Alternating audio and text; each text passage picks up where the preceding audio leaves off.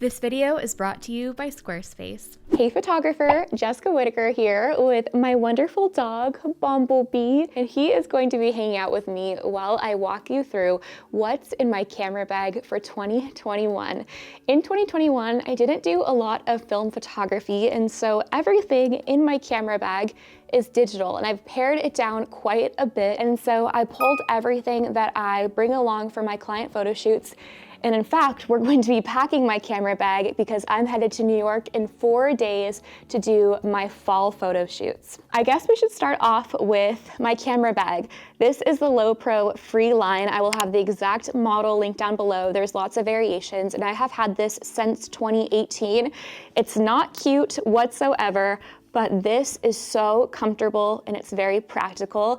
I will have it linked below. There's often sales and I highly, highly recommend it. Look at this little dog. Okay, Bumblebee, I'm gonna put you down, my love. So let's start out with the camera that I use, and that is the Canon 5D Mark IV. It's what I'm filming this video on.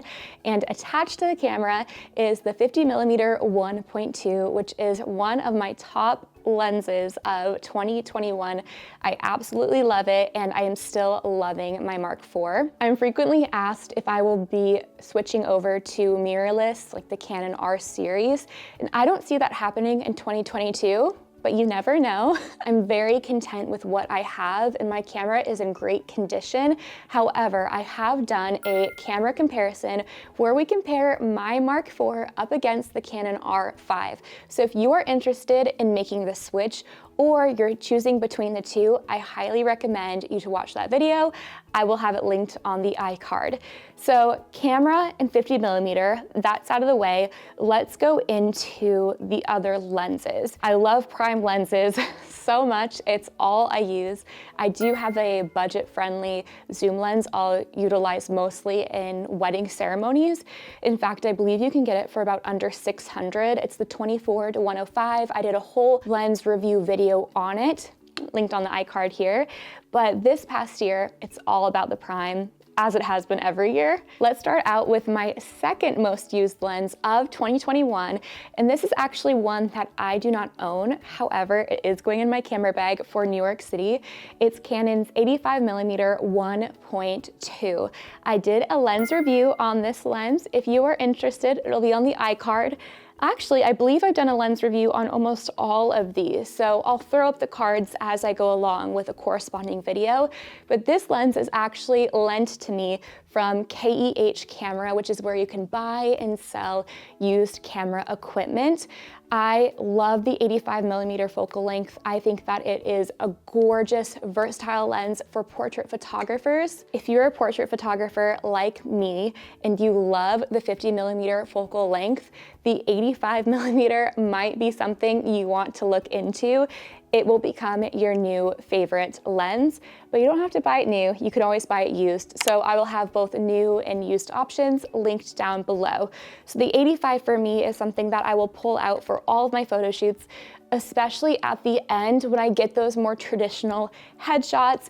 When I'm doing couple photos and I get the photos that, you know, your parents might want to have in a frame on their fireplace, a bit more traditional, an 85 is what I will reach for, along with lots of other things, and that will be in the lens review video. Next up is a lens that was my favorite for 2019 and 2020, and something I haven't really reached for at all in 2021.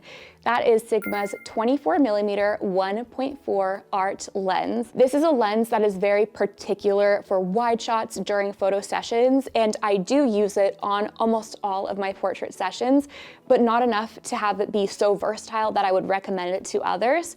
However, it goes in my camera bag. Lens number 4, the last one that's in my camera bag, is the Sigma 35mm 1.4 art. As you can guess, this is a favorite lens in my Build and Bloom Photography Facebook group, which if you're not a member yet, I highly encourage you to join. It's a kind, encouraging, and inclusive photography community, and this lens is one of the top ones that photographers photographers use in that group. And for good reason. It's so versatile, from portrait photography to travel to just using for personal use, like documenting your family vacations. I recommend this lens in so many ways. However, you do have to be careful when you are shooting with it if you are going to be using it for portraits, because it can warp your subject quite a bit. However, I talk all about that in my Sigma 35 Art lens review video, linked on the iCard here. Now, before we get into all of my camera accessories that I'm so excited to share with you, I want to thank my sponsor, Squarespace, for making this free photography video possible. A photo speaks 1,000 words, but a polished and professional portfolio can get us those $1,000 clients. Enter Squarespace, the all-in-one platform for websites and domains. Photographers, it's time to be done settling for slow-loading websites with tedious plugins. I trust Squarespace's all-in-one platform to keep me booked and busy. Pick from one of their dozens of contemporary drag-and-drop layouts, host your custom domain and email with them, and even conduct successful email campaigns. Everything you need to run a successful photography business under their umbrella and at your fingertips. You can head to squarespace.com to begin your free trial, and when you are ready to launch your beautiful professional website, you can go to squarespace.com/Jessica Whitaker to get 10% off of your first purchase of a website or a domain. For camera accessories, my favorite lens filters are from Moment and from Polar Pro. I like both brands equally, but there is a bit of a price difference. The Moment ones are a lower price than the Polar Pro, but both are fantastic quality. So the lens filter that I have been loving this past year is the Sign Bloom Diffusion Filter from Moment. I have it for my 35 and for my 50 mil. And I like the 10% diffusion, though they also offer a 20%. This adds a beautiful little bit of a haze to your images. Now, it doesn't give the same effect if you were to put chapstick on your lens. It just softens the lens ever so slightly to almost look, in a way, like it emulates film photography. It's gorgeous, it's gentle, and I think that this would make a great gift idea for a photographer in your life. And I think that this looks beautiful on wider angle lenses. The last filters that I've been using and love are ND filters. One is from Polar Pro for my 35 and one is from Moment for my 50 mil. Using an ND filter is like putting sunglasses on your camera lens. If you do not have an ND filter, I highly recommend it. I could even do a little video, unless I've already done one about ND filters. This is a key tool, especially for those of you who have sunnier climates and you find yourself shooting a lot of the time in the daylight. Like I said, sunglasses on the lens, it's going to even everything out. Next up are accessory pouches. These are also from Lowepro, and these fit perfectly, especially this long one, into my Freeline backpack. I love these because they're soft shell. Moment also makes a bit more of an affordable option. I was gifted these from Lowepro years and years ago, and I still love them to this day. You can barely see Bumblebee right now. So my favorite of the Lowepro would be my SD and CF card soft shell holder. And for those who are curious what kind of memory cards I use, I actually created an entire video, the Ultimate Memory Card Guide. So I'll save those details for that video, linked above. Next up actually is a tech piece, and it's not something I would traditionally carry in my camera bag, but I thought that it should be noted. It is my external hard drive. Now, the exact brand and size that I use, I share all of the details and variables over in my hard drive video, where I do another Ultimate Photographer's Guide to Hard Drives. So if you're interested in that, I will have it as well linked above and down below. And I believe I'm running out of iCards for this video, but my hard drive is something that is so important to me, and I have found my favorite one. But you can check out that video to find out more details. So last up are actually two little things, and that's it. My camera bag is quite simple, but it works for me. And I don't think that you need to have a ton of gear to create beautiful images. I mean, to me, this is a ton of gear. It's 4 lenses, that's a lot. Next up would be, though, a reflector. I have a 63-inch, I believe. The exact one will be linked down below. You can get this for under $30. I always have this linked on my Amazon storefront. This reflector I love because you have a silver side, a gold side, and then you also have just a diffused kind of opaque white.